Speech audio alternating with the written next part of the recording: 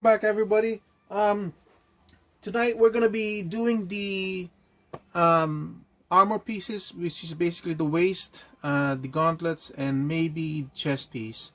The materials that I'm gonna be using is basically this wire mesh that I have from I got from an art supply store, and then I'll be using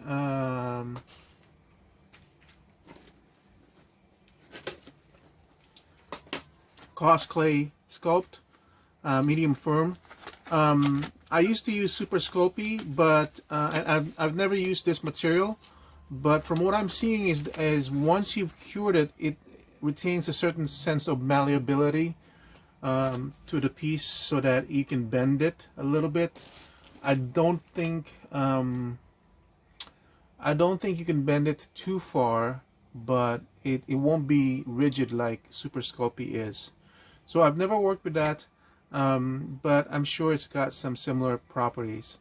I'm using this one because this will strengthen it. What I'm planning on doing is I'm going to sandwich a thin layer of clay to both sides, and that should allow me to make it stronger. Okay, so I'll be fast forwarding, or I'll be playing the certain parts of this at speed once I've explained the method that I'm gonna do, and then if you just want to just play through the speeded up parts, and then if there's anything important, I'll slow it down. Okay, so so here we go. Basically, I'm just gonna do that so I can determine where the middle part is. I'm using this one as reference. So according to this one, the top of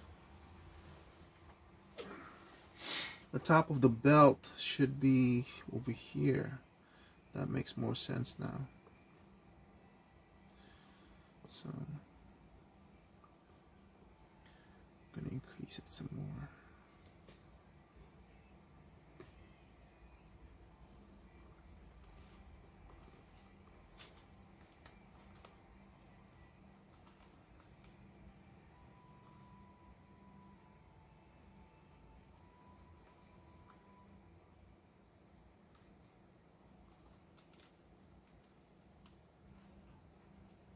Makes more sense. It's the bottom part of that. Okay.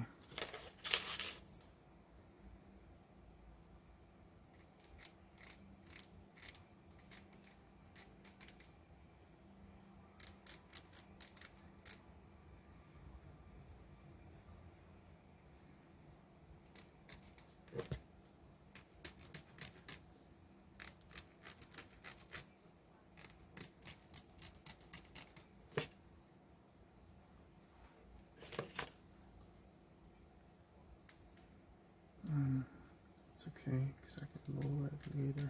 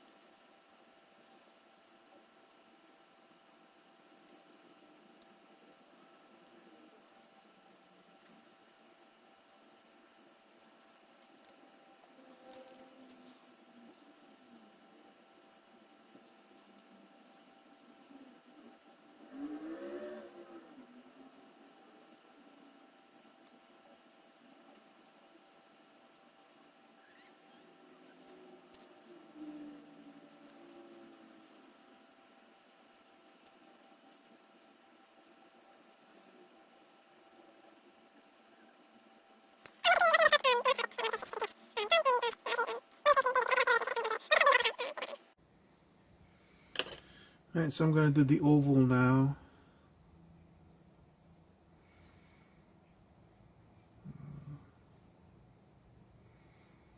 Nothing fancy, just basically make an oval.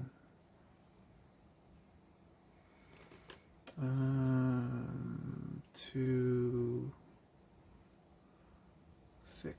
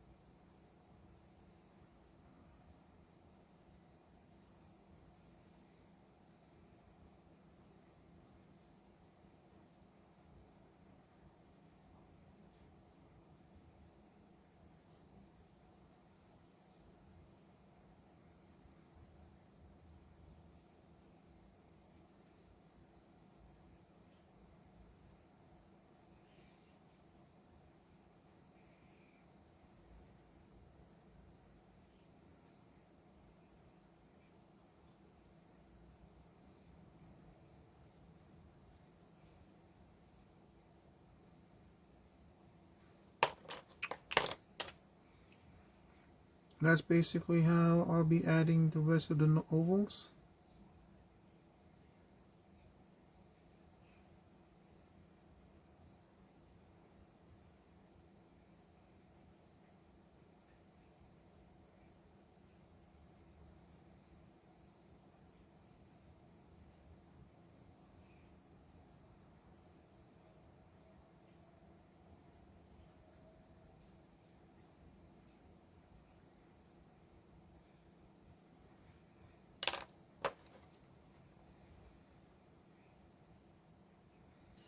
Just tweaking it along until I get the right shape that I want.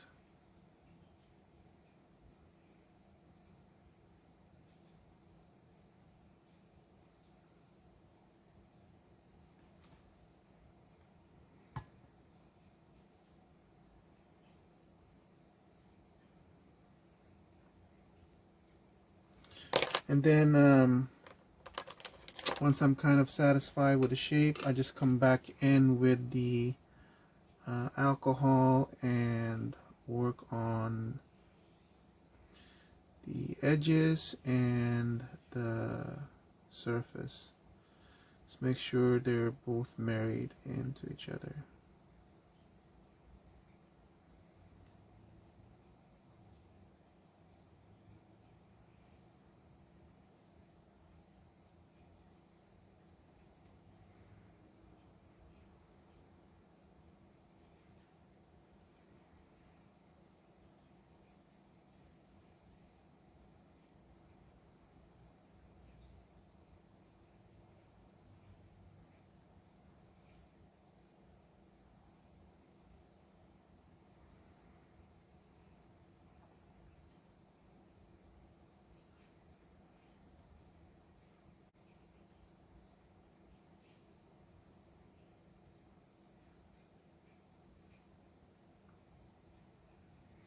Okay, so I'm gonna add the rest of the ovals. Alright, so I'm back. I've pretty much finished the sculpting. I'm sorry I wasn't able to do one of those speed plays, but once you get to sculpting, it's just a matter of doing a lot of small touches, nudges here and there. That kind of stuff just takes way too much time to do. It's just a matter of just focusing and just messing around with it. So the back is not completely done. Doesn't matter anyway because I'm gonna cut it now. and that part will be covered at a later time. So what I'm gonna do is separate this, and hopefully, because there's a natural curve to it, once I bake it, it should stay relatively flexible enough. So now, as you can see, that just released by itself, so that's good.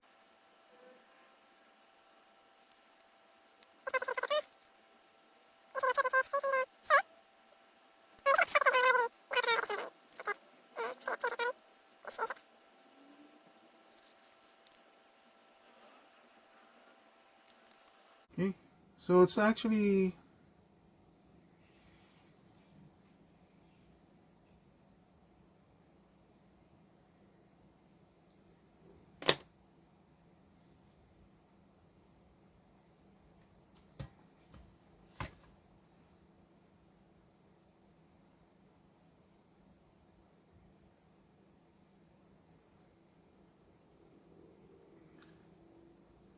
I don't want to touch it too much, but I'll bake it upside down. As you can see, this part got kind of messed up because that got stuck into the plastic, but I'll put it in the oven. Hopefully it all comes out okay. So I've gotten the baked piece. So basically you bake this at 275 degrees. This was done in about 15-20 minutes. It's been a while since I've baked Sculpey or worked in Sculpey, and I've forgotten the fact that sometimes when you lay it flat on a metal pan or a metal sheet, while it's being baked, it tends to where it's making contact, where gravity works, it tends to flatten it, which is why it ended up being kind of flat in this corner over here. I'm not sure if you noticed. So if you were going to do it, I would basically figure out so it's not, once it's heating up, it's not gonna flatten wherever it's making contact. But that's basically it. Aside from that flattened part, I'm pretty happy with it. I'm still feeling a little bit of the edginess here where it's not completely even when I sculpted it in. This is why I say sometimes when you're sculpting something, you need to take your time. Just keep on going over and over to make sure everything's perfectly rounded. What I've done in the back is kind of just make a loop over here. But eventually, I'm thinking once I do the harness and then I have the scabbard is all going to be magnetic. And this whole thing is going to be connected by magnets. I don't know if the magnet is going to be strong enough for this one though. But I know this wire will hold because obviously because of the wire frame, it's not going to break the Sculpey or anything. But I can definitely hide this behind the scabbard. The only thing is because it's loose over here, if I see how it's already moved up, it should be below, it should be showing the navel a little bit, so I want it kind of like this. That's the optimal placement of this waist. I've already done one of the wrist guards over here. I haven't put it in the oven yet. It's got plastic, so I'll have to remove that. And then I'll work on this one. And I'll keep sanding this, but that's basically how I'll do the armor. And hopefully next time I'll have this one ready and this one ready. And I forgot I should be working on the feet as well. So I'll see you guys next time. Next time will be an update on how far it's gone on, and I'll probably make a video of how I'm gonna do the hair. I'm gonna be messing around with it a little bit, but I'm thinking of using this material. I know that's not how you do rooted hair, but the texture that this is giving me looks really good. Especially how this part just really looks, I mean, it looks matty, but it looks like a really matty hairstyle that would work for a barbarian. So next video will be an update. Hopefully both wrist guards will be done, this will be done, and this part will be done. And then I'll show you how I'm planning on doing the rooted hair. Thank you for watching. I hope you found this helpful in